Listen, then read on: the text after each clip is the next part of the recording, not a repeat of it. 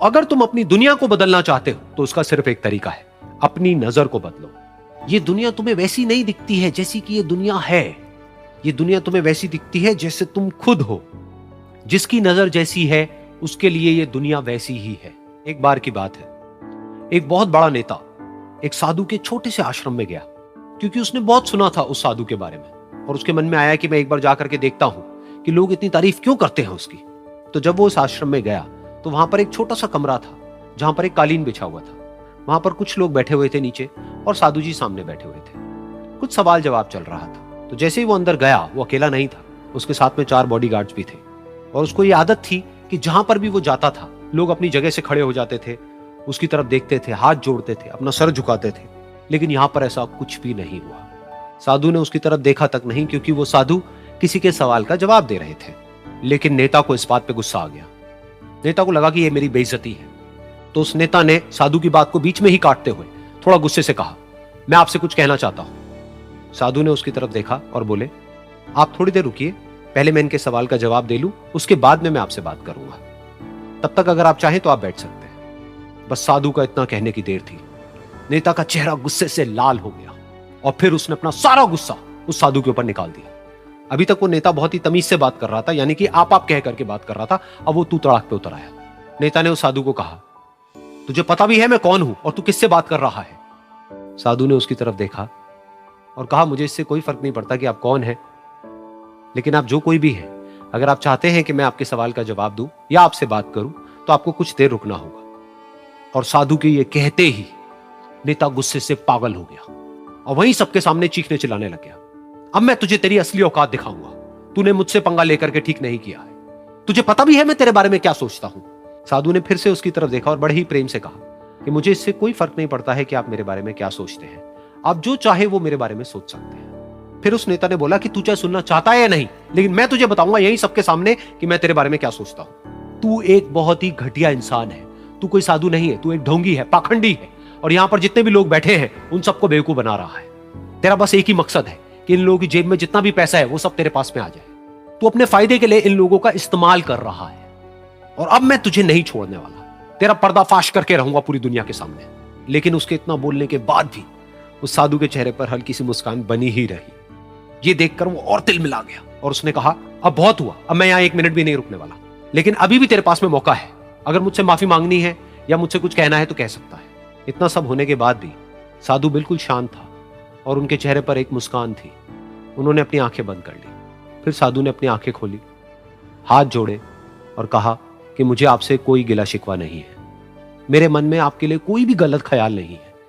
जो भी आपने मेरे बारे में कहा वो आपकी अपनी सोच थी, तो मुझे आप में कोई भी बुराई नजर नहीं आती है।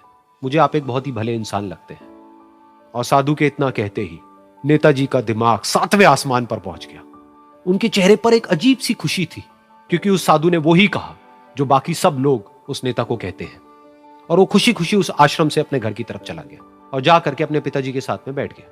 उसके पिताजी की आंखें बंद थी और वो ध्यान में थे। पूरी जिंदगी उन्होंने सिर्फ लोगों की सेवा करी और बदले में कुछ भी एक्सपेक्ट नहीं किया। तो थोड़ी देर बाद जब उन्होंने अपनी आंखें खोली और देखा अपने बेटे को अपने साथ बैठे हुए, तो उनके बेटे के चेहरे पर आज एक अजीब सी खुशी थी जो आज से पहले उन्होंने कभी नहीं देखी थी। फिर उसने एक एक करके सब कुछ बताया कि आज क्या हुआ, किस तरह से वो आश्रम गया, वहां पर क्या हुआ, उसने क्या कहा, उन्होंने क्या कहा। तो जब इसके पिताजी ने पूरी बात सुनी तो थोड़ा सा मुस्कुराए और अपने बेटे को देख करके बोले कि उन्होंने तुम्हारी तारीफ नहीं करी है, क्योंकि उन्होंने वो नहीं कहा कि जो तुम हो, उन्होंने वो कहा कि जो वो खुद है। और तुमने जो भी कुछ उनको कहा वो नहीं कहा कि जो वो है, बल्कि तुमने वो कहा जो तुम खुद हो। यही बात वेदों में भी कही गई है, यथा दृष्टि तथा सृष्टि। ये दुनिया तुम्हें वैसी नहीं दिखती है जैसी कि ये दुनिया है। ये दुनिया तुम्हें वैसी दिखती है जैसे तुम खुद हो। जिसकी नजर जैसी है उसके लिए ये दुनिया वैसी ही है। तो अगर तुम अपनी दुनिया को बदलना चाहते हो तो उसका सिर्फ एक तरीका है, अपनी नजर को बदलो। इस दुनिया में बहुत सी भाषाएं बोली जाती है। इन सारी भाषाओं में सबसे मीठी भाषा होती है मतलब की भाषा। अगर आपसे कोई बहुत मीठा बोलने लगा ना, समझिए कि कहीं ना कहीं मतलब छुपा है। मतलब की भाषा बहुत होगी यहाँ पे। लेकिन ये ज़ुबान जो है ना आजकल बहुत खतरनाक हो गया। कभी कभी देखते होंगे कुछ लोग आपके गलत बात का भी जवाब नहीं दे पाते हैं। तो जवाब देने भाई साहब सबको आता है, बीच में माँ बाप का संस्कार चला आता है। और संस्कार बहुत चीज़ होती है, संस्कार यदि आपके अंदर है तो सब कुछ हारने के बाद भी आप जीत सकते हैं। और अगर संस्कार की जगह अहंकार आ गया ना तो जीता हुआ भी चीज़ों को हार सकते हैं।